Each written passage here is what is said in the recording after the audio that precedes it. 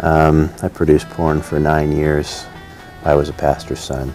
Absolutely hated the church. I turned to porn because it gave me an opportunity to make a lot of money, plus throw it in the faces of the people, from my past.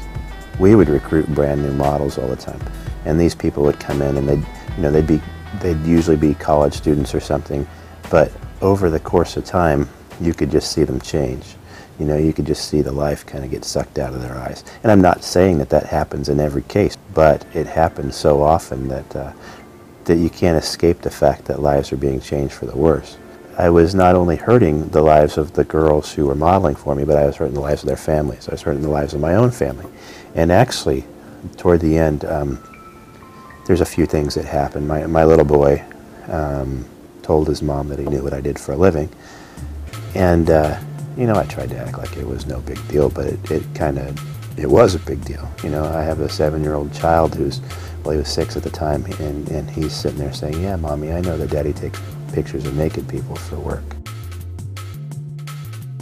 The reason that xxxchurch got my attention was because they would come right into the floor of the conventions that we'd have. When you see a group of people standing around handing out Bibles that say Jesus loves porn stars, you're sitting there thinking to yourself, well, this is what I'm thinking to myself. They're probably getting bashed by the church really hard for doing this. Why are they putting themselves through all of this?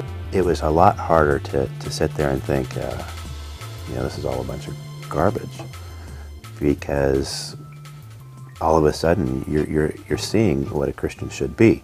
xxxchurch definitely raises a lot of discussion amongst those in the industry.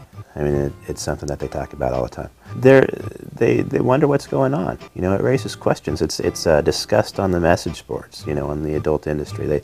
They talk about the latest things that xxxchurch are doing, especially if something comes out that's, some new news story thing, like, traveling with Ron Jeremy or something like that. People wonder if Ron's being a sellout, and other people say, nah, he's not being a sellout, he's being a good businessman. But the point is that the discussion's being made, and it's getting into people's head, I'm sure, just as it did in mine. The Esther Fund is really important because you can invite someone to leave the industry, but then you got to give them some sort of support. I went from a lifestyle where I got to do pretty much anything I wanted to do, and I had a lot of possessions, to a place where now I live in a tiny little apartment. And the transition, I'm okay with it now, but the transition has been very tough. I had times when I'd be crying so hard that I puked. I'd have days when I'm, definitely drinking too much. Here I am, supposed to be a Christian, and you got to have someone to reach out to that's still going to hold your hand when you go through those times. September of 2006, I was driving back along Interstate 5 from Sacramento, where Playboy has an office, a production office. And they had just offered us $4,000 a day to shoot a new lesbian series. And I'm ecstatic. That's a lot of money.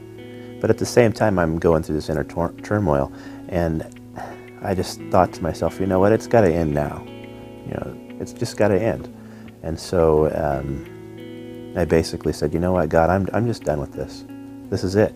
It was 2 weeks later, coming back along Interstate 5 again, and I just said, God, I have all these questions that don't make any sense to me right now about the Bible, about Christianity, but I'm just going to trust you anyway. I gave my life to God that day, and the first thing I did was I called up xxxchurch, and I says, I'm out. That's it. I'm done. I just gave my life to God. And the very next day, they had one of their pastors fly out to my house and spend the next 3 days with me, just kind of encouraging me, driving around my area, just looking at stuff. We drove and we talked and we ate and we just basically, bonded, and they were basically saying, look, we're for real. We're not just sitting there saying, great, you're out, you're on your own. Some of the most difficult days I've ever had have been since I've become a Christian, but there's never been a desire to go back and start producing again. And despite the bad days that come, they far outweigh, the peace inside now far outweighs anything that I had before. and it gets better every day. I mean, now I'm going through the process of enrolling in seminary. Isn't that weird? I mean, that's crazy. Here's a guy who used to produce porn, and now he's enrolling in seminary, and upon completion, from porn producer to pastor. What is that? What else happened? I mean, that never happens. Well, it does now. I mean, through God, it definitely happens, and through people actually going out there and doing what he says.